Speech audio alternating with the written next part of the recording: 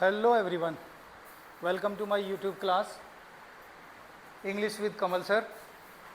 अगर आप भी हेजिटेट महसूस होते हैं इंग्लिश बोलते समय और आपके भी वर्ड्स फ्लम्बल होते हैं अंग्रेजी को बोलते समय, और अगर आप भी इंग्लिश के रूल्स से कंफ्यूज होते हैं तो ये क्लास आपके लिए है।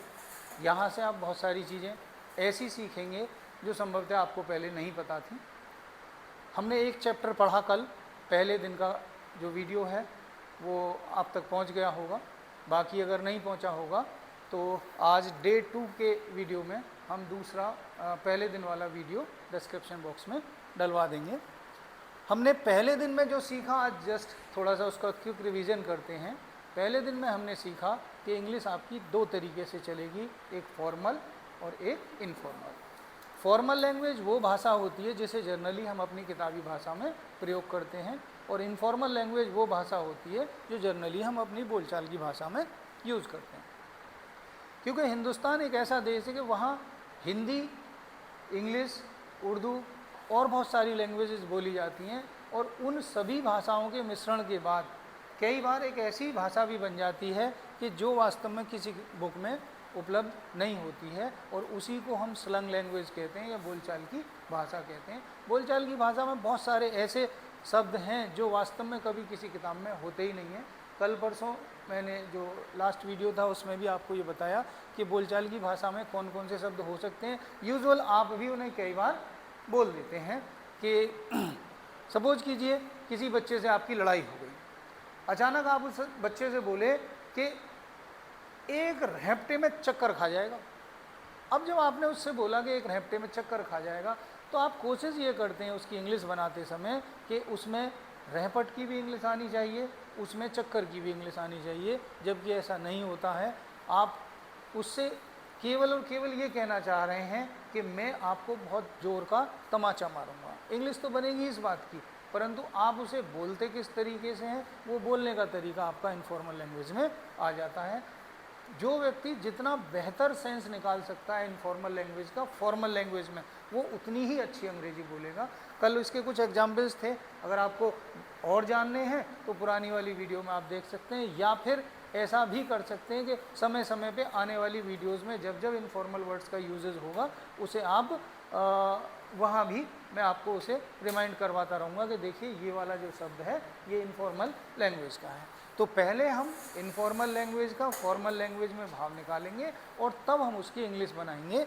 इनफॉर्मल लैंग्वेज से फॉर्मल लैंग्वेज में भाव निकालने के बाद आपने जो सीखा, जनरली ये सीखा था कि हिंदी में 26 लेटर्स होते, सॉरी इंग्लिश में 26 लेटर्स होते हैं, जबकि हिंदी में 52 लेटर्स होते हैं। और जो और एडजेसेंट लैंग्वेजेस भारत में बोली जाती है उनमें भी उर्दू में 30 के करीब हैं, और दूसरी जो और प्रांतीय भाषाएं उनमें भी अलग अलग तरीके के अल्फ़ाबेट्स या वर्ड्स को यूज़ किया जाता है। परंतु फ़िलहाल हम बात कर रहे हैं इंग्लिश की, तो इंग्लिश में 26 वर्ड्स बोले जाते हैं। जो भाषा जितनी कम वर्ड्स को कंटेन करेगी वो उतनी ही आसान होगी। और मैंने आपको एक एग्जाम्पल लेके बताया था कि एक शब्द है राम और एक शब्द है चक्रवर्ती। राम शब्द में कम अक्षरों का प्रयोग है इसलिए वो आसान है, और चक्रवर्ती शब्द में ज़्यादा शब्दों का प्रयोग है इसलिए वो कठिन है। क्योंकि इंग्लिश में जो शब्द हैं जो प्रयोग किए जाते हैं उनमें केवल 26 लेटर ही प्रयोग किए जाते हैं, तो कम अक्षर होने की वजह से उतनी ही आसान भाषा इंग्लिश बनती चली जाती है। हमको कठिन इस वजह से लगती है क्योंकि हमको इंग्लिश बोलनी आती नहीं है, हमारी मदर टंग ये है नहीं। फिर भी हम इसे सीखेंगे कैसे? सीखने के लिए हमने जो बातें की थी, एक चीज़ बताई थी मैंने आपको। जनरली हम बुक्स में जो पढ़ते हैं वो वर्ब पढ़ते हैं, क्रिया पढ़ते हैं, परंतु वर्ब और क्रिया हमारे समाज में बोला नहीं जाता। हमारे समाज में एक्शन बोला जाता है, काम बोला जाता है। जर्नली हम और आप कैसे बोलते हैं, भाई आपके पापा जी क्या काम करते हैं, आपके फूफा जी क्या काम करते हैं। परंतु यही बात जब किताबी भाषा में बोली या लिखी जाती है तो वहाँ प्रयोग होता है कि आपके पापा जी क्या क्रिया करते हैं। और जीवन में कोई आपसे ऐसे तो पूछता नहीं है कि आपके पापा जी क्या क्रिया करते हैं, आपके फूफा जी क्या क्रिया करते हैं। चूँकि हम सब लोग क्रिया शब्द को कम से कम प्रयोग करते हैं, इसलिए हम काम शब्द को ज़्यादा प्रयोग करने की वजह से इस वर्ब को क्या बोलते हैं, एक्शन बोलते हैं। हम इसे काम बोलेंगे। और जब जब हम आपकी इंग्लिश स्पीकिंग में वर्ब को यूज़ करेंगे, उसकी जगह हम किसका प्रयोग करेंगे, एक्शन का यूज़ करेंगे। और मैंने उस दिन बताया था आपको उस वीडियो में कि वे वाक्य जिनमें एक्शन होता है उनमें तो ग्रामर लगती है और जिनमें एक्शन नहीं होता है उनमें ग्रामर नहीं लगती है। 2 एग्जाम्पल्स भी यहाँ थे कि मैं अध्यापक हूँ, इसमें 3 शब्द हैं, मैं, अध्यापक और हूँ। तीनों के तीनों शब्दों में कोई भी शब्द काम नहीं है। जबकि नीचे लिखा वाक्य मैं पढ़ाता हूँ, इसमें 3 शब्द हैं, मैं पढ़ाता हूँ।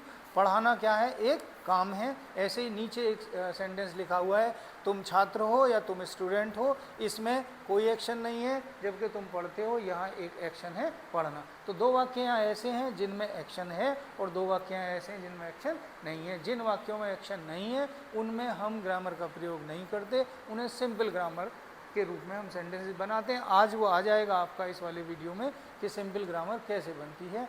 और जिनमें एक्शन का यूज़ होता है उनमें ग्रामर के कुछ रूल्स लगते हैं। वो रूल्स कैसे लगते हैं, उनसे पहले आपको एक चीज़ समझनी होगी, और वो चीज़ क्या है। जैसे हमने यहाँ 3 सेंटेंस लिखे, मैं जा रहा, मैं जा रहा और मैं जा रहा, अगर हम इनमें से 3 बाद के शब्दों को हटा दें, हूँ, था, होऊंगा को, तो ये सेंटेंस बिल्कुल एक जैसा हो जाते हैं, तीनों के तीनों, मैं जा रहा, मैं जा रहा और मैं जा रहा। यानी अंतर किससे आ रहा है, हूँ से, था से और होऊंगा से। ये हूँ, था, होऊंगा, तीनों के तीनों शब्द अपने आप में समय को बताने वाले शब्द हैं। तीनों शब्द क्या बता रहे हैं, समय को बता रहे हैं। तो ये जो समय है, इसे हम प्रेजेंट, पास्ट, फ्यूचर के रूप में विभिन्न अध्यापकों से विभिन्न कक्षाओं में पढ़ के आए हैं, परंतु ये समय हमें सबसे ज़्यादा कंफ्यूज करता है, क्योंकि उन्हीं कक्षाओं में हमारे अध्यापकों ने हमें ये बता दिया कि वे वाक्य जिनके अंत में ता, तीते आता है, गा, गीगे आता है, चुका, चुकी, चुके आता है, वे इस नियम से बनते हैं। और उसमें बड़ी दिक्कत क्या है कि चूंकि वो अध्यापक हमें ये बता रहा है कि वे वाक्य जिनके अंत में, इट मीन्स कि हमें उस व्यक्ति के सेंटेंस को समझने के लिए कि वो किस सेंटेंस में या किस टेंस में उसे प्रयोग कर रहा है, हमें क्या करना पड़ेगा, उसके सेंटेंस को अंत तक सुनना पड़ेगा। क्योंकि व्यक्ति ने क्या बोला, वाक्य के अंत में, और वाक्य का अंत कब आएगा, वाक्य के अंत में। अब चूंकि वाक्य का अंत में आता है, इसलिए आपको कब तक वेट करना पड़ता है, आपको वेट करना पड़ता है तब तक जब तक कि वो अपने सेंटेंस का अंतिम शब्द ना बोल दे। और जब वो अंतिम शब्द बोल देता है तब फिर आप ये सोचते हो कि भाई इसने कौन सा वाला सेंटेंस बोला, फिर आप उसका उत्तर अपने दिमाग में तैयार करते हो और तब फिर आप उसका उत्तर देते हो। इस सब में काफ़ी देर आ जाती है और आपकी भाषा, जिसे आप स्पीकिंग कहते हैं, उसमें बड़े लैप्सेज आ जाते हैं, बीच में गैप्स आ जाते हैं, और फिर आपके अंदर एक इस तरीके का भाव आना शुरू हो जाता है कि यार हम तो अंग्रेजी बोल ही नहीं सकते। ये दिक्कत रहती है। उस दिक्कत को दूर करने के लिए हमने समय को एक दूसरे नज़रिए से देखना शुरू किया। मैं आपको एक एग्जाम्पल देता हूँ, क्योंकि पिछली वीडियो में भी हम आपको एग्जाम्पल दे चुके हैं समय के, बस यहाँ एक एग्जाम्पल देता हूँ कि कई बार ये गागी के हमें ऐसा आभास करवा देते हैं कि सेंटेंस फ्यूचर का है। ज़रा सोचिए, क्या इस समय हमारे पूरे देश में, भारत में कहीं ना कहीं बारिश हो रही होगी या नहीं हो रही होगी।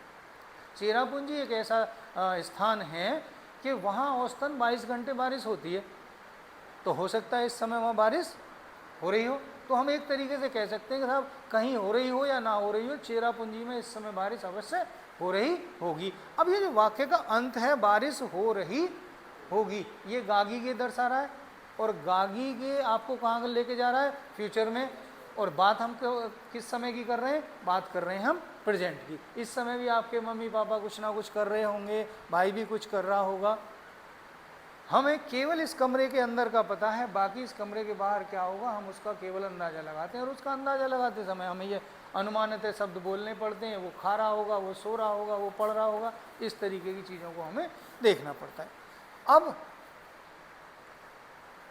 ऐसी कंडीशन में ये जो शब्द आ जाते हैं हमें ये भ्रमित करते हैं। और भ्रमित कैसे करते हैं कि जी इस समय चेरापूंजी में बारिश हो रही होगी, वाक्य का अंत गागीगे के साथ आया, तो सेंटेंस को क्या बनाओ, फ्यूचर कंटिन्यूअस बनाओ। जबकि फ्यूचर कंटिन्यूअस नहीं है, सेंटेंस क्या है, प्रेजेंट में ही एक सेंटेंस है। बनेगा कैसे, आगे देखेंगे इस बात को। तो हमें जो समय को देखना है उस नज़रिए से ना देख के हम समय को देखेंगे केवल रूटीन लाइफ, हिस्ट्री और कमिंग टाइम। पिछले वीडियो में डिस्क्रिप्शन में खूब इन्हें अच्छे से समझाया गया, फिर भी मैं इसका सूक्ष्म सा आपको एक एग्जाम्पल दे के समझा देता हूँ कि रूटीन लाइफ में वो सारी चीज़ें होती हैं जिन्हें हम जर्नली रोज़ाना करते हैं। जैसे आप स्कूल जाते हो तो पढ़ते हो, आप जब यहाँ से घर पहुँचते हो तो आप अपने कपड़े चेंज करते हो, कपड़े चेंज करने के बाद आप कई टेलीविज़न भी देखते हो, कई आप में से चाय भी पीते हैं, वो सारे काम जो हम अपने दैनिक जीवन से मतलब कि जिसको हम कुछ समय बाद रिपीट करते रहें। अब जन्मदिन मनाने का काम है, साल में एक बार आता है, और अगर किसी का जन्मदिन 29 फरवरी का हो तो 4 साल में एक बार आएगा। अगर उससे भी पूछें तुम अपना जन्मदिन मनाते हो या नहीं मनाते, तो वो व्यक्ति क्या जवाब देगा, मैं अपना जन्मदिन मनाता हूँ, परंतु 4 साल बाद मनाता हूँ, क्योंकि मेरा आता ही 4 साल बाद है। जिसका हर साल आता है वो क्या कहेगा, हर साल आता है जी मेरा जन्मदिन, तो मैं अपना जन्मदिन हर साल मनाता हूँ। कहने का तात्पर्य ये है कि एक निश्चित पीरियडिक टाइम के बाद अगर कोई काम आपके जीवन में आप करते हैं तो वो क्या होगा, रूटीन लाइफ का वर्क होगा। हिस्ट्री क्या कहती है, हिस्ट्री अब से पहले समय को कहती है। हमने इससे पहले एक वीडियो शूट किया था, अब वो क्या हो गया, हिस्ट्री हो गया। आज जो हम ये काम कर रहे हैं दूसरा, ये हमारा रूटीन है, आप इसे प्रेजेंट बोल सकते हैं। और जो हम फ्यूचर में आगे करेंगे वो क्या होगा, हमारा कमिंग टाइम होगा। तो हम समय को 3 हिस्सों में देखेंगे, रूटीन लाइफ, हिस्ट्री और कमिंग टाइम।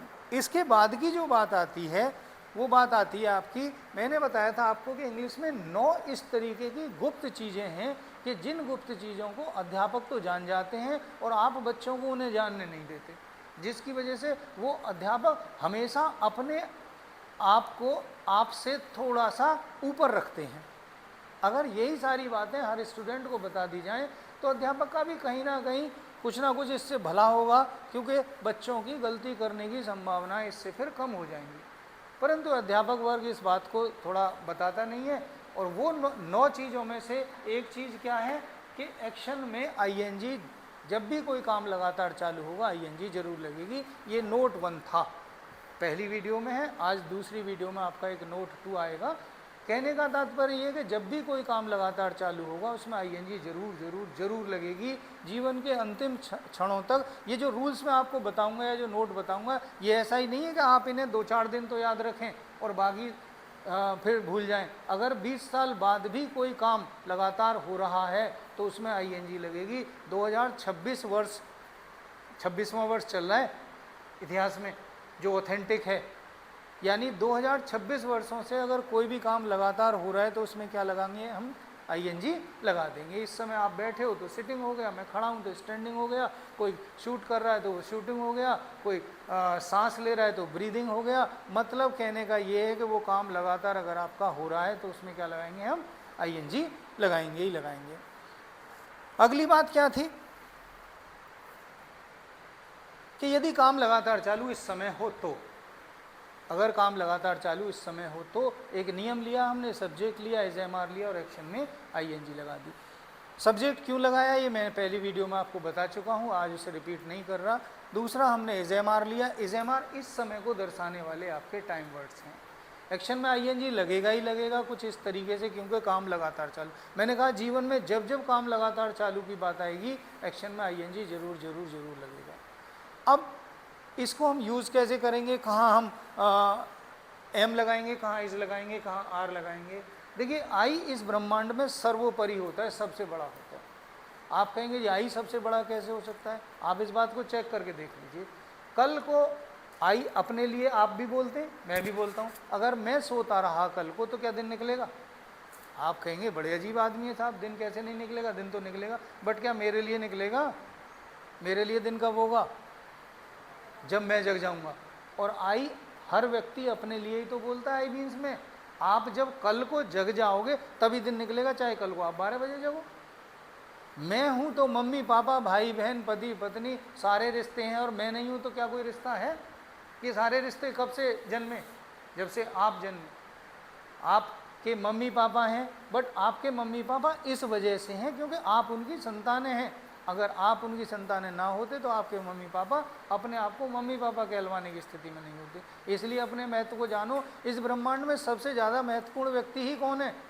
मैं खत्म तो सब खत्म, मैं हूँ तो सब कुछ है। इस आई के लिए हम क्या यूज़ करेंगे? एम का यूज़ करेंगे, और यू के साथ क्या लगाएंगे? फिर हम आर का यूज़ करेंगे। यू के साथ क्या करेंगे? हम आर का यूज़ करेंगे। और अगर इन दो शब्दों को देख के हमें आई को और यू को, आई के साथ एम हो गया, यू के साथ आर हो गया, इसके अलावा ध्यान रहे, इसके अलावा इस ब्रह्मांड में जो भी शब्द अपने आप को सब्जेक्ट कहता है उसे हम गिनतियों में गिनेंगे।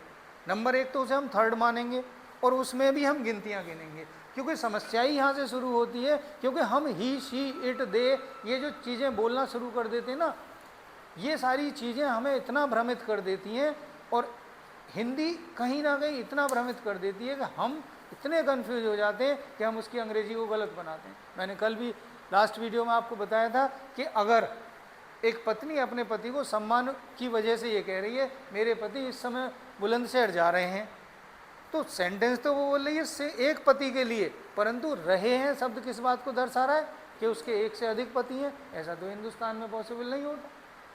तो कहने का तात्पर्य ये, हम कई बार पापा से कहते हैं पापा खाना मंगा रहे हैं, अब पापा खाना मंगा रहे हैं की तुलना में अगर आपने बोला पापा खाना मंगा रहा है तो बड़ी बदतमीजी झलकेगी। हम सम्मान की वजह से बोलते हैं पापा खाना मंगा रहे हैं, और सेंटेंस क्या हो जाता है हमारा, प्लूरल हो जाता है। इसलिए हम थर्ड पर्सन में क्या करना शुरू करेंगे, गिनती गिनना शुरू करेंगे, और जो गिनतियाँ हैं हमारी अकेली होगी या दो से अधिक होंगे। आई के साथ क्या लगाएंगे, हम एम का यूज़ करेंगे, और यू के साथ हम क्या करेंगे, आर का यूज़ करेंगे, और इसके अलावा जो भी है थर्ड, उसमें हम गिनती देखेंगे वो आदमी कितने हैं। जैसे हम बात करें भारत के जो प्रधानमंत्री हैं नरेंद्र मोदी, कितने हैं, एक हैं, ठीक है। अच्छा, भारत के मिनिस्टर्स की बात करें तो कितने सारे हो गए, बहुत सारे हो गए। भारत के क्रिकेटर्स की बात करें तो बहुत सारे हो गए, और रोहित शर्मा की बात करें तो अकेला हो गए। अब मैं और आप में से तो कोई रोहित शर्मा नहीं है।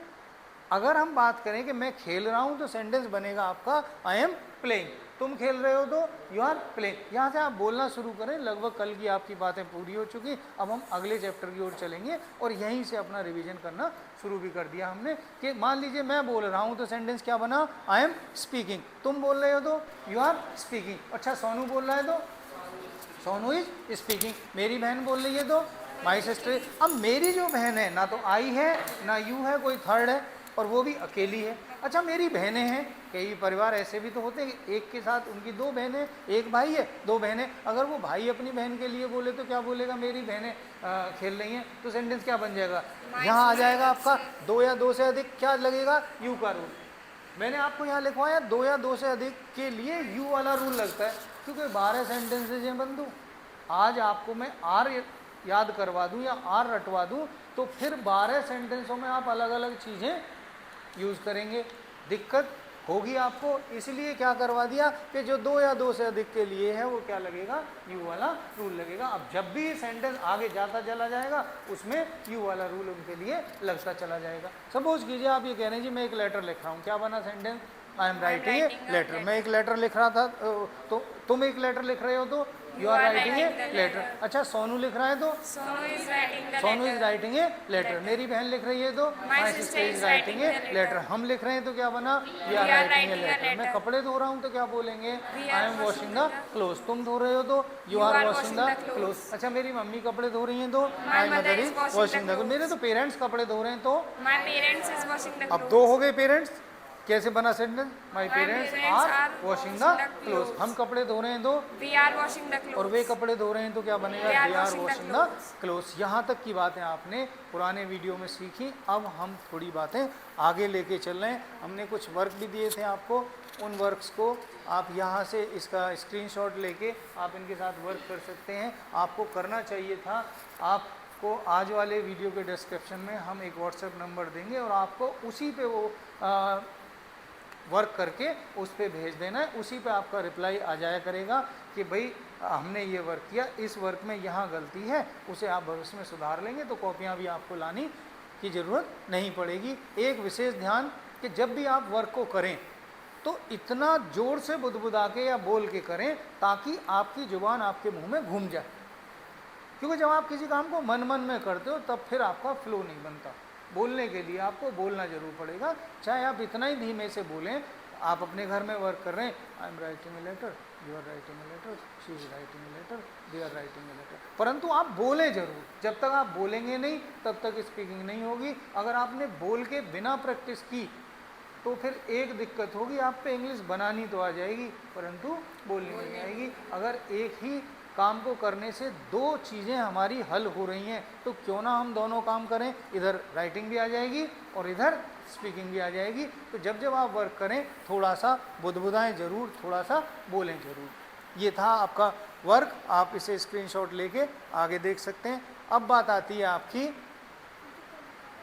मैंने एक मास्टर स्ट्रोक भी दिया था आपको पहली वीडियो में। आप में से कितने बच्चों ने ये किया कि जब जब हम अपना दिन शुरू किया, हमने उस क्षण को जीना शुरू कर दिया अपने साथ। जैसे अब मैं उठ रहा हूँ तो क्या बोला, आई एम गेटिंग अप। अच्छा, मैं वॉशरूम की ओर जा रहा हूँ तो I am going to washroom. जो जो काम आपने लाइफ में करते चले गए, आप उसकी इंग्लिश बनाते चले गए। ऐसी कई चीज़ें आई होंगी कि जिनकी इंग्लिश आप पे नहीं बनी होगी, तो आप उन्हें कमेंट बॉक्स में लिख के पूछ सकते हैं, या फिर गूगल भी कर सकते हैं। अब तो मीडिया पे बहुत सारी चीज़ें हैं, आप उन्हें पूछ के चेक करके, या फिर उसके बाद जब जांच लें तब आप उसको सेंटेंस बना दें। सपोज कीजिए एक सेंटेंस था उसमें कि आई एम बाइंग ए गुल्लक, और आपको गुल्लक की इंग्लिश नहीं पता थी। आपने चैट जीपीटी से पूछा तो उसने बता दिया, गुल्लक को हम बोलते हैं पिगी बैंक। तो अब आप अपना सेंटेंस बिल्कुल करेक्ट करके बनाएं, I am buying A piggy bank. ठीक, यहाँ तक की बातें थी। अब बात आती है थोड़ी सी आगे आपकी, और वो बात आती है कुछ इस तरीके से कि अब तक जो सीखा हमने, केवल ये सीखा कि इस समय काम लगातार चालू है। इस समय, देखिए समय को 3 हिस्सों में बांटा गया है। एक तो जो समय चल रहा है ये, एक जो समय अब से पहले था वो, और एक जो समय आने वाले समय में होगा वो। अब हम जो बात करेंगे वो बात करेंगे हम हिस्ट्री की। हिस्ट्री यानी आने वाला समय। जो पुराना वीडियो था अब वो कहाँ चला गया, हिस्ट्री में। देखिए कल भी मैंने बताया था, प्रेजेंट का जो लाइफ टाइम है वो केवल 1 सेकेंड होता है। अगर कोई काम इस समय हो रहा है 1 सेकेंड, तो दिस इज प्रेजेंट। और जैसे ही वो सेकंड पास्ट में जाता है, मतलब गुजर जाता है, समाप्त हो जाता है, तो वो किस में चला जाता है, पास्ट में चला जाता है। आप लोग इस समय यहाँ पढ़ रहे हो, परंतु थोड़ी देर पहले आप क्या कर रहे थे, इंतजार कर रहे थे। अब आपके 2 सेंटेंस हो गए, मैं पढ़ रहा हूँ और थोड़ी देर पहले मैं इंतजार कर रहा था। अब यहाँ जो दूसरी बात आई कि मैं इंतजार कर रहा था, ये बात हो गई आपकी हिस्ट्री की, और हिस्ट्री में भी काम लगातार चालू। देखिए जब जब किसी काम को किसी समय में किया जाएगा तो वो लगातार ही होगा। एक आदमी अगर 5 मिनट तक मरीज देख रहा है, 5 मिनट उसने मरीज देखने का काम किया, तो 5 मिनट के अंतराल में वो काम कर रहा है ना लगातार। अब जैसे मैं 1 घंटे आपको पढ़ा रहा हूँ, तो इस 1 घंटे में भी तो काम लगातार ही चालू होगा। तो जब जब कोई काम किसी समय के अंदर किया जाएगा तब वो क्या हो जाएगा, कॉन्टिन्यूस हो जाएगा, लगातार चालू हो जाएगा। अब देखिए यहाँ अब का जो नोट है, मैंने बताया था 9 इस तरीके के नोट हैं, उनमें से दूसरा नोट आपके लिए लिखा हुआ है, और वो नोट क्या है कि हिस्ट्री के लिए हमेशा सेकेंड फॉर्म का प्रयोग होगा। हिस्ट्री के लिए नोट नंबर 2 क्या है, हमेशा सेकेंड फॉर्म। नोट नंबर 1 क्या था, जब भी काम लगातार चालू होगा एक्शन में आईएनजी जरूर लगेगा। और नोट नंबर 2 क्या है, हिस्ट्री के लिए क्या लगेगा, हमेशा सेकेंड फॉर्म का प्रयोग होगा। तो आपने कभी सुना हो, किसी अध्यापक ने बताया हो कि इज़एमआर की सेकेंड फॉर्म वाजवर होती है। बेसिकली ये इज़एमआर की सेकेंड फॉर्म वाजवर नहीं होती, एक बी अपने आप में एक वर्ब है, उसकी सेकेंड फॉर्म होती है ये वाजवर। बट चूंकि अभी हमने बी पढ़ा नहीं है, बी को आप कह सकते हैं मदर ऑफ इंग्लिश, कि इंग्लिश अगर कहीं से निकली है, गंगोत्री अगर इंग्लिश की कोई है तो इस बी में से ही निकलती है। बी एक बहुत बड़ा वर्ब है और एक तरीके से ओरिजिन ऑफ इंग्लिश है जो आप पढ़ रहे हैं। अब वो जब पढ़ेंगे, जब क्लियर होगा, कई चैप्टर्स लगेंगे आपको इसे मुझे समझाने में। फिलहाल आप इतना ज़रूर याद रखें कि बी एक वर्ब है जिसका हम प्रेजेंट टेंस के लिए जो रूप याद करते हैं वो इज़एमआर कर लेते हैं, और पास्ट टेंस के लिए जो यूज करते हैं वो क्या कर लेते हैं, वाजवर प्रयोग कर लेते हैं। यानी हिस्ट्री के लिए जो लगाएंगे वाजवर। हिस्ट्री के लिए मैंने यहाँ नोट लिखा कि हिस्ट्री के लिए हमेशा सेकंड फॉर्म का यूज़ होता है। ये दूसरा नोट हो गया।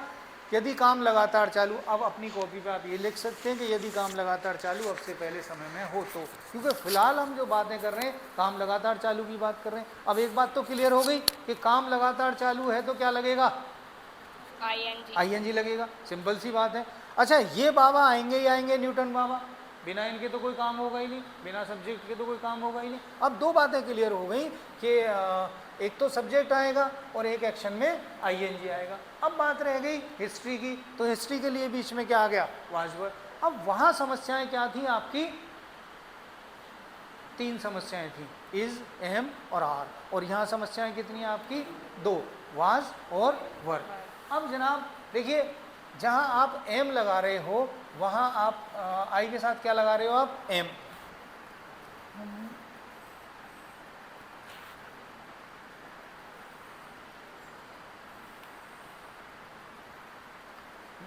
आई और एम, आई के साथ आप क्या लगा रहे थे रूटीन में? एम।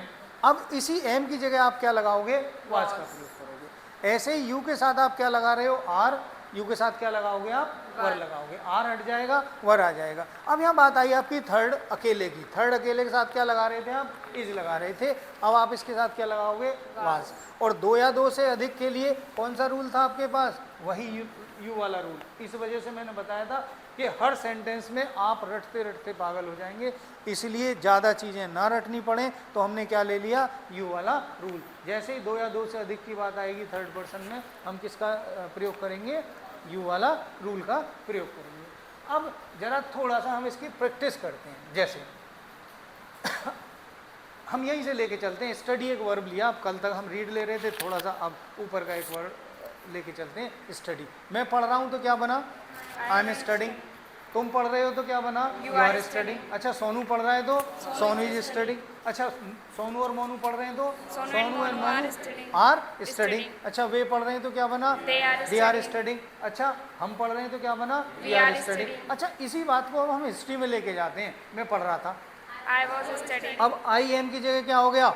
I was. पूरा सेंटेंस बोलो। I was was studying. studying. तुम पढ़ रहे थे तो क्या बना? You you was were studying. Studying. Was नहीं, वर। यही गड़बड़ें होती हैं बेटा, आपको यू वाज बोल जाते हैं आप। और इसी प्रैक्टिस के लिए आपको मैंने 20 वर्ब्स कल भी दिए थे, आज भी दूंगा, कि इसकी प्रैक्टिस जरूर करनी है, क्योंकि एक बड़ा अंतर है, वो आप जरा सोचिए और खुद चेक कर लीजिए।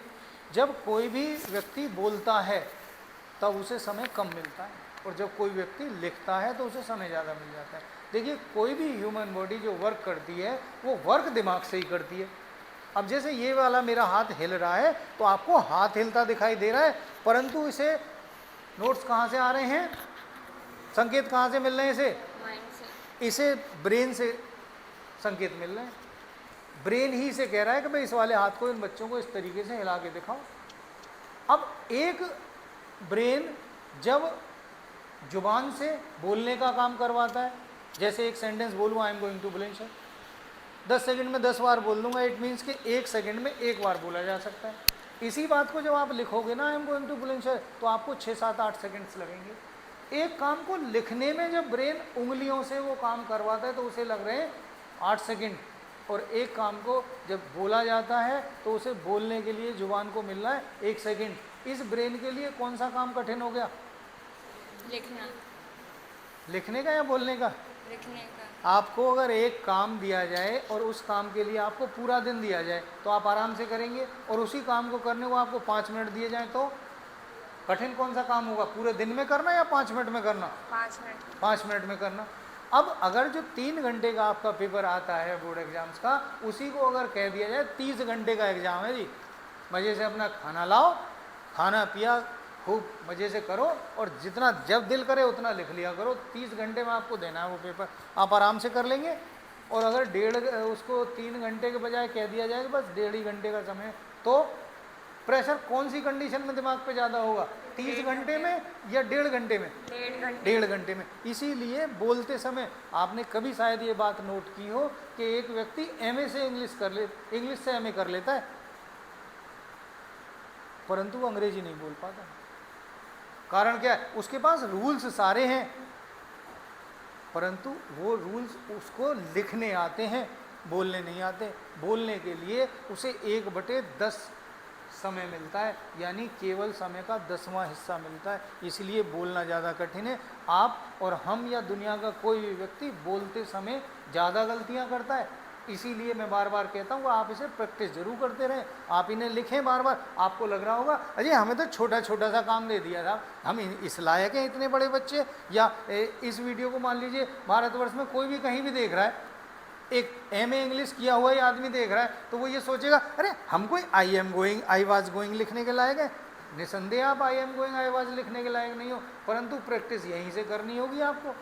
किसी भी बुनियाद को बनाने से के लिए आपको उसमें बेस के पत्थर जरूर लगाने पड़ते हैं, और ये बेस के ही पत्थर हैं। मैंने कल भी बताया था। अभी हम केवल इतना सीख रहे हैं आई एम गोइंग, धीरे धीरे हम सीखेंगे I am going to Bulandshahr, फिर हम ये भी सीखेंगे I am going to Bulandshahr on Monday, फिर हम ये भी सीखेंगे I am going to Bulandshahr on Monday by bus, फिर हम ये भी सीखेंगे I am going to Bulandshahr on Monday by bus with my friend. फिर हम ये भी सीखेंगे I am going to Bulandshahr on Monday with my friend by bus eight 10 o'clock। मतलब सेंटेंस की लेंथ बढ़ती चली जाएगी, परंतु बेसिक सेंटेंस क्या होगा उसमें, आई एम गोइंग। इसीलिए मैं आपको, और उसमें भी आई एम गोइंग में जो और बेस की बात है, वो बेस की बात है एम। हमें इन पे कंठस्थ होना है कि हमें ये इज़ेमार, वाजवर, ये सारे बिल्कुल अच्छे से लगाने आने चाहिए। और निसंदेह सभी गलतियां करेंगे, आपके मुंह से कई बार निकलेगा यू वाज गोइंग, जबकि सेंटेंस गलत है। आपको करना क्या है, यू वर गोइंग। एक बहुत अच्छी बात है हमारे दिमाग के साथ कि जब भी वो गलतियां करता है ना, वो आपको एक वार्निंग जरूर देता है कि भाई गलती हो गई। आप कभी अपने जीवन में अपने प्रति ईमानदार रह के ये जरूर चेक करना कि अगर गलती हो जाती है तो दिमाग तुरंत सिग्नल भेज देता है, यार गलती हो गई। भले ही आप उस गलती को माने या ना माने, ये आपका बड़प्पन है, परंतु गलती जब हो जाती है तो हमारा ब्रेन उस बात को हमें बता तुरंत देता है। अगर आपके मुंह से यू वाज गोइंग निकल गया तो किसी को पता चले या ना चले, आपको जरूर पता चल जाएगा सेंटेंस गलत हो गया। तो आपको फिर सुधार क्या करना है उसमें, यू वाज गोइंग या you were going, you were going. अब जैसे मैं खेल रहा हूं तो सेंटेंस बना आई एम प्लेइंग, मैं खेल रहा था तो आई वाज प्लेइंग। तुम खेल रहे हो तो क्या बना, यू आर प्लेइंग, और तुम खेल रहे थे तो क्या बना, यू वर प्लेइंग। अच्छा, सोनू खेल रहा है तो सोनू इज प्लेइंग, और सोनू खेल रहा था तो सोनू वाज प्लेइंग। मेरी बहन खेल रही है तो माई सिस्टर इज प्लेइंग, और मेरी बहन खेल रही थी तो माई सिस्टर वाज प्लेइंग। अच्छा, अगर हम खेल रहे हैं तो क्या बना, वी आर प्लेइंग, और हम खेल रहे थे तो वी वर प्लेइंग। अब आप अपनी भाषा में इस भाषा को इस तरीके से और एड ऑन करोगे कि भाई हम आज जो कर रहे हैं इसी समय कल भी तो कुछ कर रहे थे एट दिस टाइम। अब हमारा सेंटेंस ये हो जाएगा, eight this time I am studying in this room, and yesterday remind I was studying, I was sleeping. अब आप यहाँ थोड़ा सा झूठ बोल सकते हो, थोड़ा सा अगर दोनों सेंटेंस स्टडी के साथ ही बनाओगे तो सेंटेंस हो जाएंगे, ऐसे लगेंगे जैसे एक जैसे सेंटेंस है, क्रैमिंग सेंटेंस है। परंतु आप ऐसे बोल सकते हैं, eight this time I am studying just now, but yesterday I was playing, कल मैं खेल रहा था। कोई आगे कंफर्म थोड़ी कर रहा है, even God can not change the history. ईश्वर भी अगर चाहे तो हिस्ट्री को नहीं बदल सकता। अब आप जाके उसे चेक कर लीजिए, आप ये काम कर रहे हो। अब जैसे आपने बोला इस समय सर हम पढ़ रहे हैं, कल तो हम कपड़े धो रहे थे, कैसे बनेगा सेंटेंस, बनाओ जरा sentence. Eight this time I am studying, but yesterday I was washing the cloth. जरा दोनों सेंटेंस को एक बार दोबारा से बोल दीजिए। Eight this time I am studying now, but yesterday I was washing the cloth. Sentence बोले जा रहे हैं, दो दो सेंटेंस जुड़ने शुरू हो गए। ऐसे ही बनाएंगे। देखिए, एक बच्चा कब धीरे धीरे धीरे धीरे बड़ा हो जाता है ये पता नहीं लग पाता।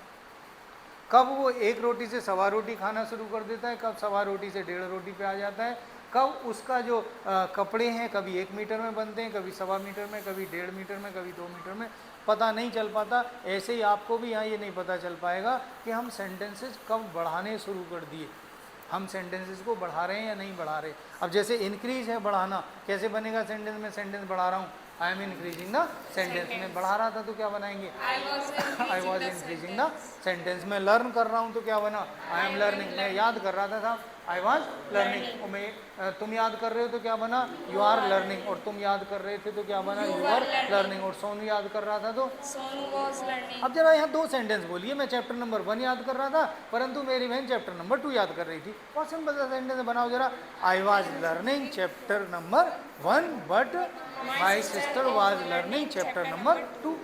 वेरी सिंपल, कोई दिक्कत है इसमें, कोई दिक्कत नहीं है। जरा इसी बात को दोबारा से बोलिए कि इस समय मैं चैप्टर नंबर 4 याद कर रहा हूँ, थोड़ी देर पहले मैं चैप्टर नंबर 2 याद कर रहा था, और मेरी बहन चैप्टर नंबर 5 याद कर रही थी। अब 3 सेंटेंस हो गए। जरा बोलो, eight this time I am learning chapter number 4। कोई बोल दीजिए, 4 बोल दीजिए, 2 बोल दीजिए, इस बात से फर्क नहीं पड़ता। फर्क केवल इस बात से पड़ता है कि हम सेंटेंस बोल रहे हैं या नहीं बोल रहे। जरा दोबारा से बोलिए एक बार, at this time I am learning chapter number 4 but before some time I was learning chapter number 2।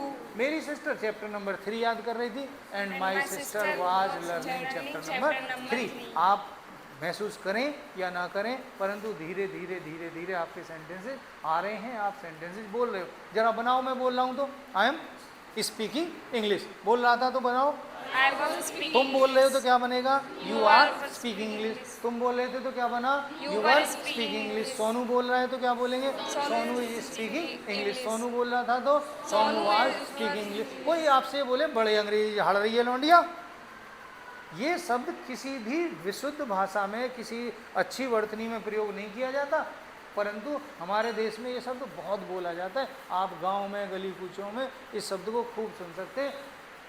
बहुत अंग्रेजी झाड़ रही है वो लौंडिया। She is अब मतलब क्या है इस सेंटेंस का? She She is is speaking speaking English। English। वो अंग्रेजी बोल रही थी साहब, she was speaking English. English। अच्छा मैं बोल रहा था तो क्या बनेगा? आई वाज स्पीकिंग इंग्लिश। English। अच्छा तुम बोल रहे थे तो क्या बना? You You were were speaking speaking English. English। जो शांत हैं, देखिए मैंने आपको कल भी बताया, आज फिर बता रहा हूँ, जब तक आप बोलेंगे नहीं तब तक स्पीकिंग नहीं होगी। वैसे तो आप समझ रहे हैं, लिखना सीख जाएंगे, परंतु बोलने के लिए आपको बोलना ही पड़ेगा। बोल तो रहा हूँ सर, कैसे बनेगा sentence? I am speaking English बोल रहा था तो आई वाज स्पीकिंग इंग्लिश। तुम बोल रहे थे तो क्या बना? You were speaking English. अच्छा ये बोल रही थी तो शी, She is बोलो बोलो बोलो बोलो, She she was was speaking speaking English. अच्छा ये बोल रहे थे तो they They were speaking was नहीं आएगा, क्या आएगा? They were speaking English. हम बोल रहे थे तो क्या बना? We were speaking English. मेरी बहन बोल रही थी तो माय सिस्टर वाज। आज तो प्रिंसिपल सर असेंबली में बहुत ही अंग्रेजी बोल रहे साहब, कैसे बनेगा sentence? Today principal sir was speaking English in assembly. आज तो मैं भी बोल रहा था, कैसे बनेगा sir? I was speaking English in assembly. पूरा फ्लो के साथ बोलते चले जाओ, हमेशा सेंटेंस को उसके गंतव्य तक छोड़ो। अच्छा एक बात बताओ, आपके गांव में कोई बाहर का कोई एक व्यक्ति आ जाए और पूछे कि वो गौरी का घर कहाँ है, तो आप ये कह देंगे ऐसे चला जाओ, वहाँ चला जा, या ये कहेंगे कि उसके घर तक आप उसे छोड़ के आएंगे? कोशिश तो ये रहेगी उसके घर तक छोड़ के आए। आप सेंटेंस को भी उसके घर तक छोड़ के आया करो। और सेंटेंस का घर कहाँ है? फुल स्टॉप के पास। कहाँ है? फुल स्टॉप के पास। तो जब तक फुल स्टॉप के पास वो ना पहुंच जाए तब आप उसे छोड़ दो भैया। अब सेंटेंस दोबारा से बोलते हैं हम। जैसे सर मैं सो रहा हूँ, ये सेंटेंस कभी भी बोला नहीं जा सकता, करंट में तो नहीं बोला जा सकता। आई एम स्लीपिंग, हाँ हम बोल के दिखा रहे हैं आई एम स्लीपिंग, बट ये व्यवहारिक सेंटेंस नहीं है। हाँ ये जरूर बोला जा सकता है कि मैं सो रहा था। बनाओ जरा सेंटेंस। I was sleeping. पापा सो रहे थे, My my father father was was sleeping. Sleeping. और मेरी बहन सो रही थी तो My sister was sir sleeping. पूरा कुनबा सोया पड़ा। My family अब इसमें रहा था नहीं आ रहा, क्या आया? पड़ा, पूरा कुनबा सोया पड़ा। सेंटेंस कैसे बनेगा? Whole family was sleeping. Whole family was sleeping. Sleeping. अच्छा मैं खेल रहा था, I was was playing. playing. तुम खेल रहे थे तो You were playing. मैं तो बाहर बैठ के इंतजार कर रहा, आई वाज waiting. वेटिंग। अब मैं इंतजार कर रहा हूँ तो आई एम वेटिंग। अचानक एक कॉल आई अमेजन से आपके पास, आपका पार्सल है सर, कहाँ मिले? अरे भैया यहीं नीम के पेड़ के नीचे बैठ के इंतजार कर रहा हूँ, आजा। अब सेंटेंस बनेगा यहीं नीम के पेड़ के नीचे बैठ के इंतजार कर रहा हूँ, आजा। बनाओ सेंटेंस में नीम के पेड़ के नीचे, बनाओ बनाओ बनाओ। I am waiting under the Neem tree. मैं इंतजार कर रहा था तो I was waiting. waiting under पूरा सेंटेंस बोलो। मैंने कहा ना सेंटेंस कहाँ तक भेजना है? उसके घर तक। और उसका घर कहाँ है? फुल स्टॉप के पास। तो I am waiting under the Neem tree. मैं कर रहा था तो I was waiting under the Neem tree. और तुम कर रहे थे तो क्या बना? You were waiting. अचानक कोई पूछने लगे, जैसे सौर्य नाम है ना आपका, अच्छा कोई पूछने लगे सौर्य कहाँ था अभी थोड़ी देर? अरे थोड़ी देर पहले वही नीम के पेड़ के नीचे बैठा था। सेंटेंस कैसे बनेगा? सौर्य was sitting under the Neem tree. अच्छा मैं बैठा था, सौर्य से पूछा भाई कहाँ बैठे थे? हाँ सर नीम के पेड़ के नीचे बैठा था। बनाओ सेंटेंस पूरा। I was sitting under the Neem tree. अचानक कॉल की आपने सौर्य को, हाँ कहाँ है? यहीं हूँ नीम के पेड़ के नीचे। बनाओ सेंटेंस पूरा। अच्छा सुनो, इस बार सौर्य ने ये नहीं बोला कि मैं यहाँ नीम के पेड़ के नीचे बैठा हूँ, कितना करके बोला? यहीं हूँ नीम के पेड़ में, नीम के पेड़ के नीचे। पूरा उसने सेंटेंस में ना मैं बोला ना बैठा हूँ बोला, सिंपल बोल दिया यहीं हूँ नीम के पेड़ के नीचे। सेंटेंस कैसे बनेगा? बनाओ जरा sentence. I am sitting under the Neem tree. मैं बैठा था तो आई वाज सिटिंग, मैं नीम के पेड़ के नीचे सो रहा था साहब। I was sleeping under the Neem tree. तुम सो रहे थे तो क्या बना? You were sleeping under the Neem tree. और सोनू सो रहा था तो क्या बनाएंगे? Sonu was sleeping under the Neem tree. मुझे लग रहा है कि यहाँ तक की बातें आपकी क्लियर हो रही हैं। Is that clear? ठीक, थोड़ा आगे चलें थोड़ा आगे। अब बात आती है आपकी थोड़ी सी आगे। इनके साथ आप इसकी प्रैक्टिस कर सकते हैं। Wash the cloth, celebrate birthday, play Holi या कट द केक। कैसे बनाएंगे? मैं होली खेल रहा हूँ, जरा चलिए थोड़ी सी प्रैक्टिस कर लेते हैं। मैं होली खेल रहा हूँ, आई एम प्लेइंग होली। खेल रहा था तो क्या बना? I was playing Holi. अच्छा, तुम खेल रहे हो तो क्या बना? You are playing Holi. तुम खेल रहे थे तो क्या बना? You are.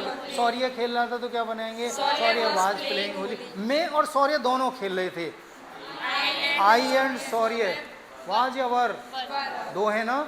आप हमेशा गिनती गिनना सीखो। आई, यू, ही, शी, इट, दे, सबको जाने दो। केवल क्या देखो? गिनती। मैं हूँ, सौर्य है, दो लोग हो गए। और दो कहाँ लेके जा रहे हैं हमें? यू वाले रूल के पास। और यू वाला रूल क्या कहता है? वर। मैं और सौर्य खेल रहे थे, होली सेंटेंस क्या बनेगा? आई एंड सौर्य वर प्लेइंग होली। वे होली खेल रहे थे तो क्या बना? दे वर प्लेइंग होली। मेरी बहन होली खेल रही थी तो my sister was playing Holi. मैं केक काट रहा हूँ तो सेंटेंस क्या बनेगा? I am cutting the cake. और मैं केक काट रहा था तो I was cutting the अच्छा, नेहा केक काट रही थी, हम तो खड़े थे। दो सेंटेंस बोले हैं आपको एक साथ। नेहा केक काट रही थी, हम तो खड़े थे। Neha was cutting the cake and I was standing. आप बोलने लगे हैं दो दो सेंटेंस। धीरे धीरे आप रियलाइज करेंगे, आज ही इसी वीडियो के अंत में आप ये रियलाइज करेंगे, हाँ सर बोलने तो लगे हम। मैं बोल रहा हूँ तो क्या बना? I am speaking. अच्छा सर तुम पढ़ा रहे हो, हम पढ़ रहे हैं। You are teaching and I am and we are studying. ठीक। अच्छा, मैं पढ़ रहा था तो क्या बना? I was studying. और तुम पढ़ रहे थे तो क्या बना? You were studying. नेहा पढ़ रही थी तो Neha was studying. भैया नेहा तो पढ़ रही थी और इसका भाई लंबी तान के सो रहा था। अब जरा रुक जाओ, ये जो लंबी तान के सोना मतलब क्या है? मतलब वो साउंड स्लीप ले रहा था, वो सो रहा था। अब लंबी तान के सो रहा था, यही इनफॉर्मल लैंग्वेज है बच्चों। जितना आप फॉर्मल को बेहतर समझ पाओगे, इनफॉर्मल को क्लियर कर पाओगे, उतना ही अच्छे अधिवक्ता बनोगे आप अंग्रेजी के। वो तो पढ़ रही थी साहब, नेहा तो पढ़ रही थी। जब मैंने उसे देखा, उसका भैया लंबी तान के सोया पड़ा था। तो सेंटेंस क्या बना? मैं नेहा पढ़ रही थी, नेहा वाज स्टडिंग, और भाई her brother was Sleeping. Sleeping. मैं सो रहा था, क्या बन जाएगा? I was sleeping. तुम सो रहे थे तो क्या बना? You were sleeping. और सोनू सो रहा था तो क्या बना? Sonu Sonu was was sleeping. Sleeping. बात यहाँ तक क्लियर है? थोड़ी आगे चलते हैं।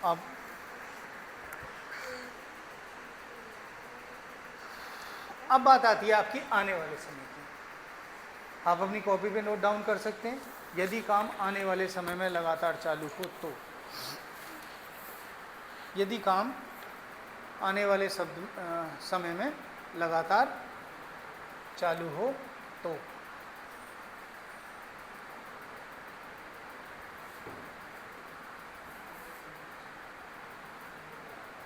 हम क्या लगाएंगे? सब्जेक्ट, विल बी और एक्शन में आईएनजी।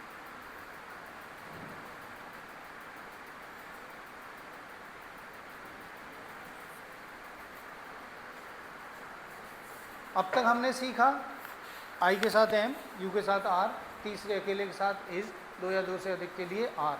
हिस्ट्री में गए तो एम और इज की जगह हमने क्या लगाया? वॉज लगाया। और यू आर की जगह हमने क्या लगाया? वर लगाया। अब सबके साथ क्या लगाएंगे हम? विल बी लगाएंगे। एक बार दोबारा से उस रूल को चेक करते हैं जो आपके दिमाग पे बहुत ज़्यादा प्रेशर बनाता है कि जब भी काम लगातार चालू आने वाले समय में हो। अब देखिए एक बात है सीधी सी समझने वाली कि जब भी काम आने वाले समय में लगातार चालू, अब ये जो लगातार चालू है ये किसको इंडिकेट कर रहा है? एक्शन में आईएनजी को। क्योंकि सिंपल सी बात है, किसी ने बोला श्रीमती, तुरंत समझ जाएंगे आप कि शादीशुदा है। अब कोई आदमी अगर ये कह रहा है कि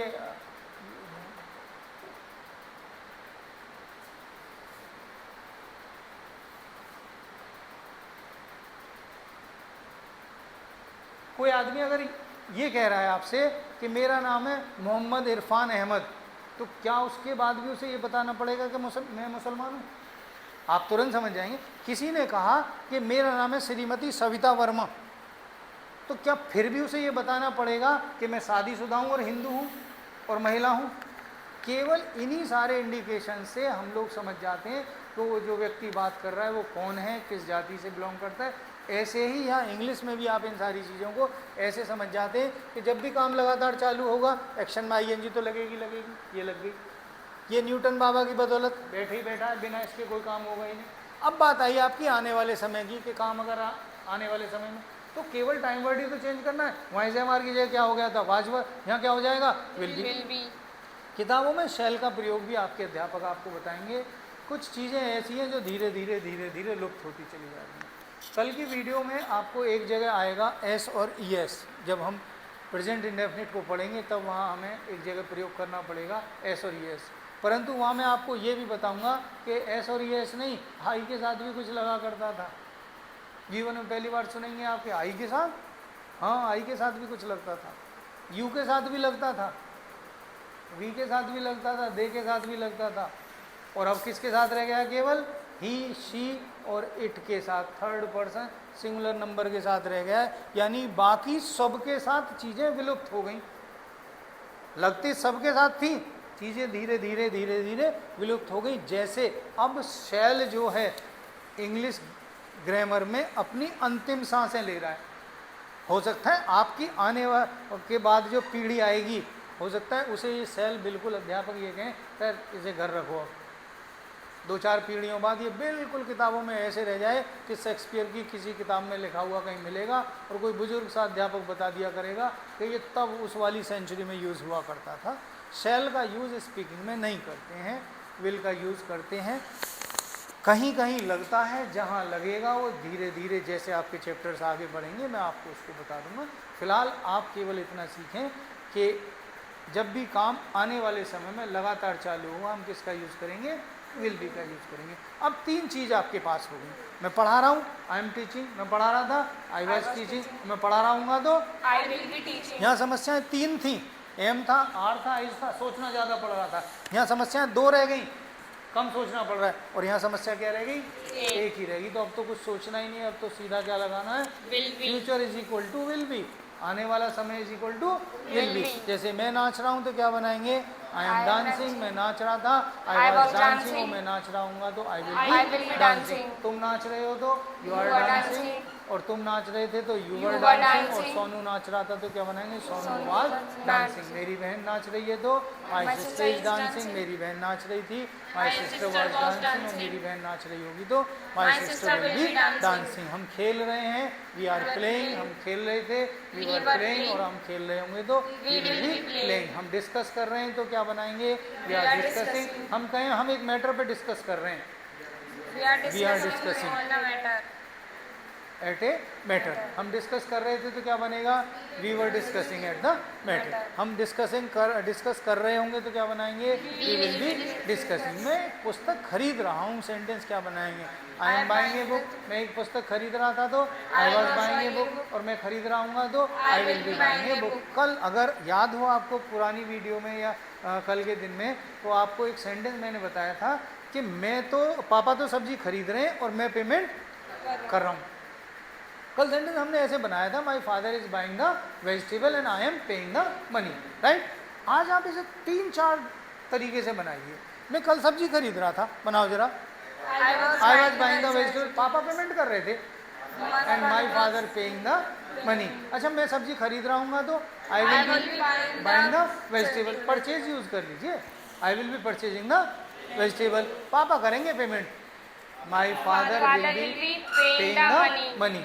मैं कपड़े धो रहा हूँ तो क्या बनेगा, आई एम वॉशिंग द क्लोथ, धो रहा था तो आई वॉज वॉशिंग द क्लोथ, धो रहा हूँ तो I will be washing the cloth. किसी के घर गए आप और जाके देख रहे हैं वो कपड़ों पे लगा पड़ा है, कपड़ों पे लगा पड़ा है मतलब वॉशिंग ही तो कर रहा है, ये लगा पड़ा का मतलब क्या है, he is washing the cloth. अरे यार कल हम तुम्हारे घर गए थे, हमने देखा तुम तो कपड़ों पे लगे पड़े, हम चुपचाप वापस आ गए। अब सेंटेंस बनाओ साहब, तुम कपड़ों पे लगे पड़े थे, you were washing the cloth. आपने कहा, उसने भी इस बात में कंसेंट पेश किया अपना कि हाँ भाई मैं कपड़े धो रहा था, I was washing the cloth. तुम धो रहे थे तो क्या बना, you were washing the cloth. अच्छा, सोनू धो रहा था तो क्या बनाएंगे, Sonu was washing the cloth. मेरी बहन धो रही थी तो my sister was washing the cloth. अच्छा, हम धो रहे थे तो क्या बनेगा, we were washing the cloth. मेरी आंटी धो रही थी तो my aunty was washing the cloth. अच्छा, मैं आज कॉपी चेक कर रहा था 7th क्लास में, I was checking the copy in 7th class. कल मैं 8th की कॉपी चेक करूंगा पक्का, I will be checking the copy of 8th class, ठीक है। अच्छा, तुम करोगे तो you will be checking the copy of 8th class. अच्छा, जब आप घर से बैग लगाते हैं तो आप जो टीचर कॉपी चेक करेगा नेक्स्ट डे, आज तो राजेश सर कॉपी चेक करेंगे भैया, थर्ड पीरियड में लेके चलो इस कॉपी को। कैसे बनेगा sentence? Rajesh sir will be checking the copy in third class. अच्छा, आप टॉयलेट की तरफ को निकल के चले गए और बहुत देर तक वापस नहीं जा रहे क्लास में। आपके एक मित्र ने पूछा क्यों खड़ा है भैया? कॉपी चेक कर रहे हैं सब क्लास में, पकड़ रखे उन्होंने कई बच्चे। सेंटेंस कैसे बनेगा कि कॉपी चेक कर रहे हैं क्लास में? Rajesh sir is checking the copy in a class. अच्छा, थर्ड पीरियड में चेक कर रहे थे, सेंटेंस कैसे बनेगा? Rajesh sir was checking the copy in third class. अच्छा, कर रहे होंगे तो क्या बनेगा? Rajesh sir will be checking the copy in third class. हम कर रहे हैं तो क्या बना? We are checking the copy. और हम कर रहे थे तो we were checking the copy. और हम कर रहे होंगे तो we will be checking the copy. बात आ रही है कुछ समझ में? जरा अंडरस्टैंड के साथ बनाइए। वैसे सेंटेंस ये गलत है, आई एम अंडरस्टैंडिंग नहीं बोला जाता, फिर भी हम चूंकि अभी बिगनर्स हैं, शुरुआत कर रहे हैं, हम सेंटेंस को बोल सकते हैं। देखिए, इंग्लिश का कोई ऐसा रूल रफ एंड टफ नहीं है कि साहब इसी तरीके से बोलना है। इसको सबसे अच्छी लैंग्वेज जो बनाता है दुनिया में वो यही बनाता है कि इसमें 100% कोई रूल फॉलो नहीं होता। यानी किसी भी रूल के साथ आप ये नहीं कह सकते साहब ये ऐसा ही रहेगा। अभी आपने पढ़ा आई के साथ एम लगेगा, आई के साथ इज भी लग जाएगा? नहीं लगेगा? बिल्कुल लग जाएगा। इट इज आई बोल दीजिए आप। भाई कहीं अगर लिखा हुआ है कि ये क्या लिखा हुआ है, तो एक अध्यापक अगर आएगा तो आपसे क्या कहेगा? What is this? तो आप बोल सकते हैं this is I, it is I. कोई भी किसी के आप बोले यू के साथ क्या लग जाएगा? यू के साथ आर लगता है। अभी मैं नहीं पढ़ा है यू के साथ आर लगता है, यू के साथ भी इज लग जाएगा। बड़ी प्यारी लैंग्वेज है। मज़ेदारी यही है कुछ भी किसी के साथ मिक्सअप होता रहता है। धीरे धीरे उन विसंगतियों को सीखेंगे, जैसे जैसे पढ़ते चले जाएंगे चीज़ों को सीखते चले जाएंगे। बट फिलहाल हम क्या तैयारी कर रहे हैं? जैसे मैं लर्न कर रहा हूँ साहब, आई एम लर्निंग। मैं कर रहा था आई वाज लर्निंग, और कर रहा हूँ तो आई विल बी लर्निंग। तुम कर रहे हो तो यू आर लर्निंग, तुम कर रहे थे यू वर लर्निंग, और तुम कर रहे होगे तो you will be learning. Sonu कर रहा होगा तो सोनू विल बी लर्निंग, मेरी बहन कर रही होगी my sister will be learning, हम कर रहे होंगे तो वी विल बी लर्निंग। एक रैपिड फायर खेलें जल्दी से 4-5 मिनट का, उसके बाद फिर इसे बंद करते हैं, ठीक है? जैसे हम रिवाइज कर रहे हैं आई एम। अब आप 2 दिन में ये देख लीजिए कि आपने 2 दिन अगर यहाँ मेहनत की, 2 दिन आपने थोड़ा इंतजार किया, तो उसका आपको फल मिला क्या? मैं रिवाइज कर रहा हूँ, बनाओ जरा। I am revising. मैं कर रहा था, I was revising. आप एक बात चेक करना, मैं केवल हिंदी बोल रहा हूँ, इंग्लिश सब है, आप बना रहे हैं। बनाओ जरा आई एम।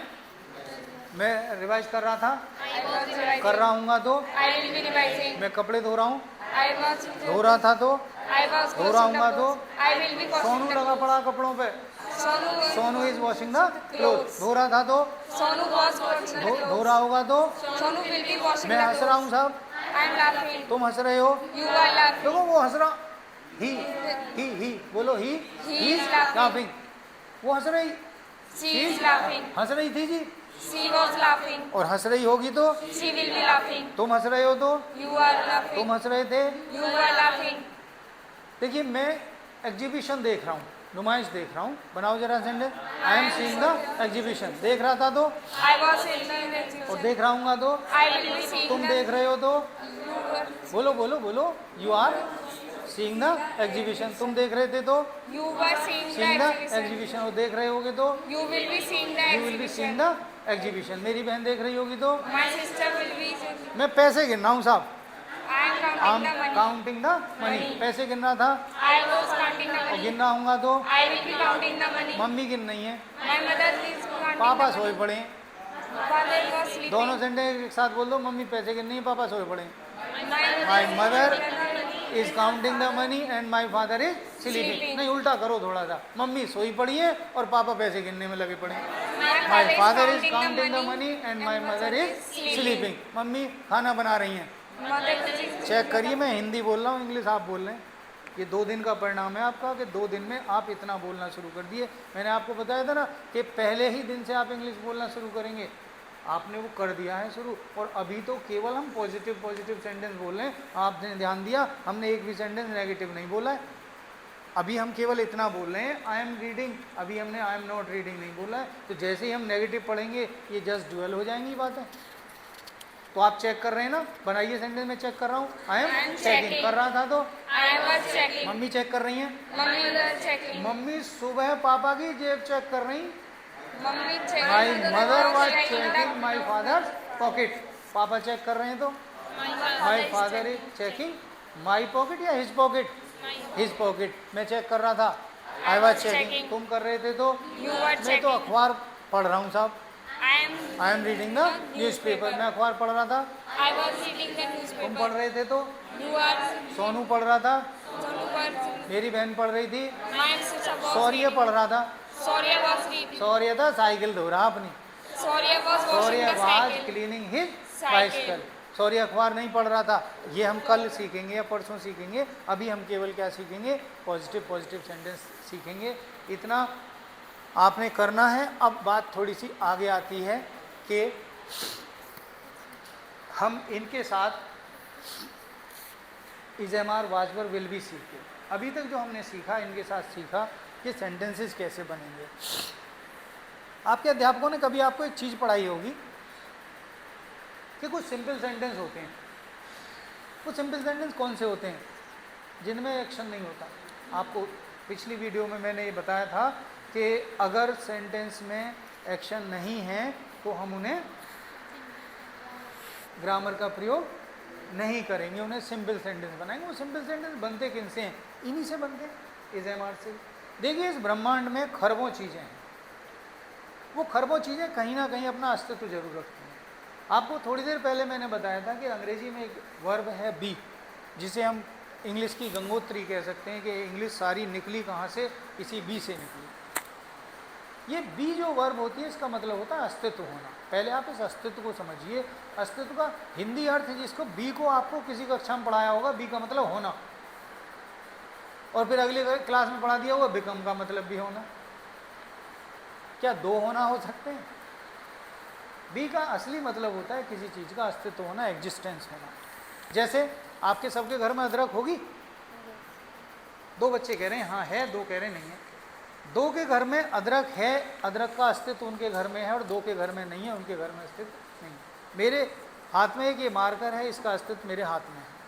इस ब्रह्मांड में गुरुत्वाकर्षण बल की वजह से हर वस्तु कहीं ना कहीं रखी रहती है, कहीं ना कहीं स्थित होती है। जिस वस्तु का जहाँ भी वो स्थित होती है उसे उसका अस्तित्व होना बोलते हैं। अब जैसे ये मार्कर जो मेरे पॉकेट में है, तो इस मार्कर का मेरे पॉकेट में होना क्या हो गया? इसका अस्तित्व होना हो गया। ये सब किससे बनते हैं? इसी से बनते हैं, और इन्हें हम उन्हीं तरीके से बनाते हैं। जैसे मैं एक लड़का हूँ तो सेंटेंस क्या बन जाएगा? I am a boy. आप इन्हें सिंपल सेंटेंस के रूप में पढ़ के आए हैं। हम ये कहें एक मार्कर है तो दिस इज ए मार्कर। अच्छा, आपने सुना होगा दिस माने यह है और दैट माने वो। फिर मैं आपसे पूछूंगा, कल को कर्नाटक में आप जाके लग गए जॉब पे, तो कैसे पढ़ाओगे दिस मीन्स? ना तो वहां कोई यह जानता, ऐसे तो कोई जानता ही नहीं है। इन दो शब्दों को तो जानता ही नहीं, ना कोई यह को जानता ना है को जानता। फिर आप उसे कैसे पढ़ाओगे दिस मीन्स यह? देखिए, किसी भी ऑब्जेक्ट से आपकी निकटता उस ऑब्जेक्ट को दिस बताती है। ये मेरे पास है तो क्या हो गया? दिस हो गया। अच्छा, अब ये मैंने इससे दूर रख दिया तो मेरे लिए क्या हो गया? ये दैट हो गया। यानी किसी भी ऑब्जेक्ट से अगर आप उसके निकट हैं तो क्या हो गया? दिस हो गया। और जैसे ही आप उससे दूर होते हैं तो क्या हो जाता है? वो आपके लिए दैट हो जाता है। आपको एक बात बताऊं, बड़ी मज़ेदार सी बात। पूरी ज़िंदगी हिंदी से इंग्लिश और इंग्लिश से हिंदी ट्रांसलेशन करने सिखाते हैं अध्यापक। इंग्लिश की कोई ट्रांसलेशन होती नहीं। आप कहीं बड़ी अजीब बात बता रहे हो। पूरे भारत के हर विद्यालय में यही पढ़ाया जा रहा है ट्रांसलेशन। हम पे हिंदी ही आती है, इंग्लिश आती नहीं है, इसलिए मजबूरी में ये ट्रांसलेशन सिखा रहे हैं। क्या कभी किसी अंग्रेज ने आके बनाया कि हमारी जो लैंग्वेज है उसकी हिंदी ये है? ये सब हमने बनाई है हिंदुस्तानियों ने। इंग्लिश की ऑक्सफोर्ड कंसाइज डिक्शनरी में दिस को यह के रूप में नहीं बताया, दिस को बताया गया this shows the nearness to the object. This क्या दर्शा रहा है? उस ऑब्जेक्ट से आपकी निकटता को दर्शा रहा है। And that shows the for आपका उस ऑब्जेक्ट से दूर होना। अब कहने का तात्पर्य ये है कि अगर आप और हम हिंदी बना रहे हैं किसी ऑब्जेक्ट की, तो अपनी कमजोरियों की वजह से उसे बना रहे हैं, क्योंकि हम इंग्लिश से इंग्लिश में उसे जानते नहीं हैं। इसलिए ये जो कह रहा हूँ मैं कि अंग्रेज़ों ने कभी इंग्लिश को हिंदी में आके नहीं बनाया। पूरे विश्व में 3000 से ऊपर भाषाएं बोली जाती हैं, तो क्या अंग्रेज 3000 तरीके से उसे ट्रांसलेशन करते? पूरा इंग्लैंड और पूरा अमेरिका सब ट्रांसलेशन में ही लगे रहते। वही तुम फ्रेंच में करो, हम इसे रशियन में करते हैं, वो कनाडा वाली में करता है, वो सब इसी काम में लगे रहते। उनका देश कैसे प्रोग्रेस करता? फिर किसी ने नहीं बनाया, उन्होंने अपनी लैंग्वेज बनाई। आज उस लैंग्वेज की हमें ज़रूरत पड़ रही है, तो हम हिंदी अपनी लैंग्वेज को उसका एक सहारा बना के कि ताकि हम समझ सकें, हमारे बच्चे समझ सकें, तो हमने दिस मीन्स यह लिख दिया बच्चों को समझाने की खातिर। बट दिस क्या होता है? किसी भी ऑब्जेक्ट से आपकी निकटता। अब कोई भी चीज़ है, जैसे हम ये बोलें कि भाई ये स्मार्ट बोर्ड है, तो this is a smart board. आप खुश हैं तो क्या बन गया? You are happy. आप दुखी हैं तो You are sad. ये मेरी बाइसिकल है, दिस इज माई बाइसिकल, और वो मेरी मोटर बाइक है, that is my motor bike. अगर आप ये बोलें कि ये मोबाइल फ़ोन है, तो दिस इज मोबाइल फ़ोन। आप जिस भी ऑब्जेक्ट को इस ब्रह्मांड में दर्शाएंगे, और इसे आप पास्ट में भी दर्शा सकते हैं। ये ग्लास पानी है, तो this is a glass of water. अगर ये था तो क्या बोला जाएगा? This was a glass of water. अच्छा, अगर ये होगा तो क्या बोलेंगे? This will be a glass of water. ये क्लासरूम है, दिस इज ए क्लासरूम। ये कल भी तो क्लासरूम ही था, दिस वाज ए क्लासरूम। और अगर ये होगा तो क्या बोलेंगे? This will be a classroom. Is it okay? तो इसके साथ साथ हम सिंपल सेंटेंस भी सीखेंगे। और सिंपल सेंटेंस कैसे हैं? मैंने यहाँ कुछ एग्जाम्पल लिखे हैं। I am a boy, you are a student, this is a pen, that is a fan, these are copies. These और दोज को और समझ लीजिए। दिस और दैट के जब प्लूरल नंबर आप काउंट को करते हैं, दिस क्या दर्शाता है? दिस दर्शाता है सिंगुलर नंबर, कोई एक मार्कर है। अगर इसी तरीके के 10 मार्कर हैं और वो मेरे ही पास हैं, तो दीज आर मार्कर्स हो जाएंगे। अच्छा, वो मुझसे थोड़ी दूरी पे हो गए तो क्या हो जाएंगे? वो दोज आर मार्कर्स हो जाएंगे। अगर ये एक फैन है तो दिस इज ए फैन, अगर ये बहुत सारे फैन हैं तो दीज आर फैंस। अगर ये हम इसी को करें कि वो पंखे थे तो क्या बनाएंगे? दोज आर फैंस, या थे तो बन जाएगा दोज वर फैंस। कुछ इस तरीके से ये चीज़ें आपकी चलेंगी। अब इन सेंटेंसेज को, इनमें कई बार कुछ चीज़ों के गुण और दोष भी बताए जाते हैं। जैसे वो खुश है, ही इज़ हैप्पी, और अगर वो दुखी है तो ही इज़ सैड। अच्छा, वो ब्राइट है, चमकीला है, तो दैट इज़ ब्राइट। या आगे चलते हैं। देखिए, अब ये जो 20 वर्ड्स हैं, ये आपके हैं प्रैक्टिस करने के लिए, कि आप घर पे प्रैक्टिस करेंगे। आप इनके साथ साथ प्रैक्टिस कर सकते हैं। आप इन्हें कॉपी कर लें, स्क्रीनशॉट्स ले लें, और इनको अपनी कॉपी पे, आज कल तो आपके लिए मात्र थे 140 सेंटेंस, आज ये आपके 420 सेंटेंसेज में कन्वर्ट हो गए। एक सेंटेंस पहले मैं आपको बोल के दिखाता हूँ। आप जो बच्चे घर पे वर्क करें, वो वीडियो को पॉज करके एक बार चेक कर लें, या फिर आप अगर समझ रहे हैं तो कॉपी पे लिख लिख के चेक कर लें। कुछ इस तरीके से, जैसे हमने इसमें लिया I am singing a song, तो पहले हम इसे रूटीन में बनाएंगे 7 जगह। I am singing a song, you are singing a song, he is singing a song, she is singing a song, they are singing a song, we are singing a song, और Jyoti is singing a song. 7 sentence हो गए। अब हम इसे history में बनाएंगे। I was singing a song, you were singing a song, he was singing a song, she was singing a song, they were singing a song, और we were singing a song, और Jyoti was singing a song. 14 हो गए। अब हम इसे will be के साथ बनाएंगे। I will be singing a song, you will be singing a song, she will be singing a song, they will be singing a song, he will be singing a song, we will be singing a song, और ज्योति will be singing a song। यानी total sentence कितने बने? 21। और ये अगर 20 हैं तो sentence कितने हो जाएंगे फिर आपके पास? 420, 420। और अगर ये 10 है तो कितने हो जाएंगे? 210। अभी आपको प्रैक्टिस करनी है इनकी। शाम के समय जब सूरज छिप जाया करे, थोड़ी ठंडक हो जाया करे, छत की ओर निकल जाया करो, और कुछ इस तरीके से घूमते घूमते प्रैक्टिस कर लिया करो। आई am singing a song, I was singing a song, I will be singing a song, she is singing a song, she was singing a song, she will be singing a song, my sister is singing a song, my sister was singing a song. थोड़ी देर के लिए आपको lunatic बनना पड़ेगा, पागलपन अपने ऊपर लाना पड़ेगा। हो सकता है घर के भाई बहन कुछ आपसे कहें पागल हो गया था वो, तो आप उनसे कुछ देर के लिए कह देना I am mad, I am mad about English. ठीक, थैंक यू फॉर वॉचिंग।